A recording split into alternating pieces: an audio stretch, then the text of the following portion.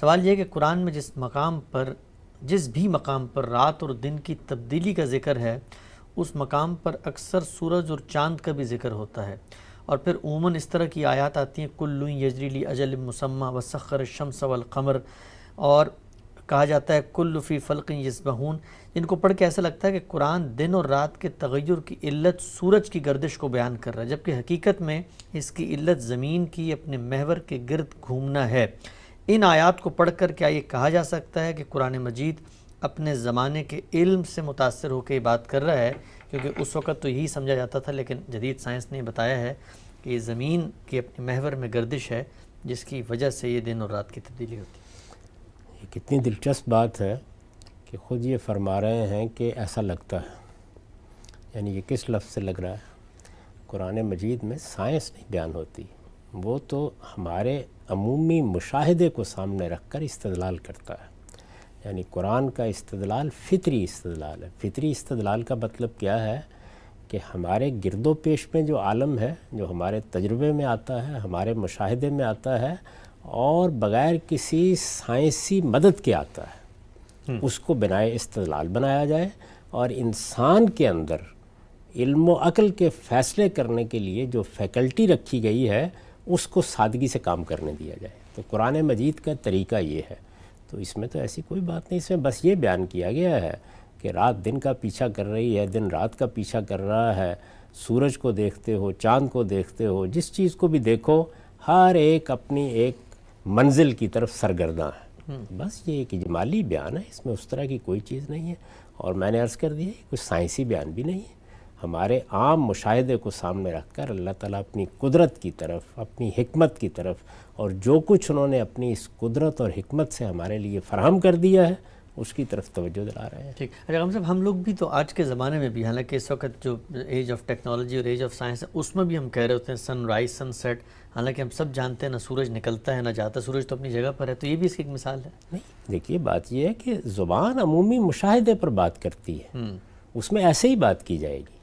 یعنی سائنسی انکشافات کے بعد کہ سورج کہیں غروب نہیں ہوتا، کیا ہم نے غروب کا لفظ زبان سے نکال دیا ہے؟ تو یہ ایک بڑی غلطی ہے کہ جب آپ چیزوں کو سائنسی لحاظ سے دریافت کر لیتے ہیں تو آپ یہ خیال کرتے ہیں کہ زبان کو اس کا تابع ہونا چاہیے۔ زبان عمومی مشاہدات کے لحاظ سے وجود میں آئی ہے، وہ اسی طرح اپنے آپ کو بیان کرے گی۔ البتہ یہ ہو سکتا ہے کہ کسی سائنسی نتیجے کو سامنے رکھ کر ایک لمبے عرصے میں جو صدیوں پر محیط ہو کچھ زبانوں میں تغیرات ہو جائیں۔ اب یہ کہ چاند ہمارے یہاں حسن کی علامت ہے،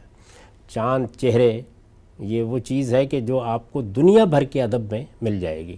لیکن اب کوئی آدمی اگر یہ تقریر کرنا شروع کر دے کہ وہ تو مٹی کا ڈھیر ہے، ویسے یہ جیسے ہمارے ہاں ہے، بلکہ ہماری زمین تو بڑی سرسبز، بڑی شاداب، یہاں پر تو آپ کو جگہ جگہ مرغزار نظر آتے ہیں اور پہاڑ نظر آتے ہیں اور یہ سب نظر آتا ہے، وہاں تو چٹیل میدان ہے۔ تو اس وجہ سے اس طرح کی چیزیں جتنی ہیں ان کو ایک طرف رکھنا چاہیے اور زبان کے جو عام طریقے ہیں انہی میں بات کرنی چاہیے، انہی میں حسن ہوتا ہے۔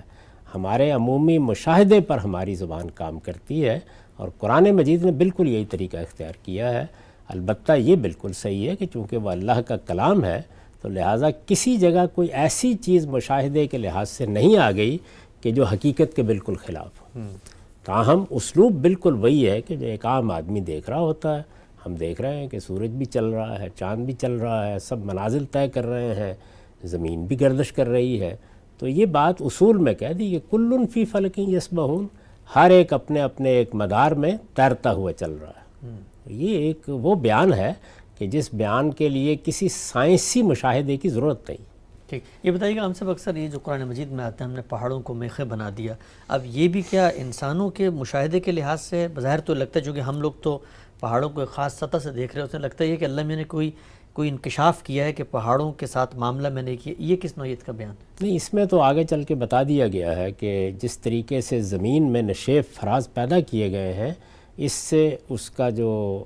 ٹھہراؤ ہے اس میں مدد مل رہی ہے۔ اب ظاہر ہے کہ یہ ایک ایسی چیز ہے کہ جس میں اللہ تعالیٰ نے ایک بیان کر دیا، جیسے انسان کی تخلیق کو بیان کیا ہے۔ اب آپ تحقیق کریں اور اس کے اسلوب کو جاننے کی کوشش کرتے رہیں۔ ٹھیک۔ لیکن اس میں بھی ایک عمومی مشاہدہ ہی ہے کہ جس کے لیے الفاظ اختیار کیے گئے، یعنی الفاظ میں سائنسی طریقہ نہیں اختیار کیا، میخیں ہم لوگ دیکھتے ہیں عام طور پہ گڑی ہوئی ہوتی تو ہیں، وہ اسی کو ایک ادبی اسلوب میں اللہ تعالیٰ نے بیان کر کے، لیکن دوسری جگہ یہ بیان کر دیا ہے کہ اگر یہ نشیب و فراز میں نہ پیدا کرتا ان کے اندر تو تمہارے ساتھ یہ زمین تمہیں لے کے لڑک جاتی، مطلب یہ ہے کہ ایک زلزلے کی کیفیت پیدا ہو جاتی۔ وہ اب ہمارے عمومی مشاہدے میں بھی یہ چیز آ گئی ہے کہ نیچے کی پلیٹوں میں حرکت ہوتی ہے تو اس کے نتیجے میں زمین ہلنا شروع ہو جاتی ہے، تو اوپر اگر فرض کر لیجئے کہ یہ صورتحال نہ ہوتی تو اس سے کیا تغیرات ہوتے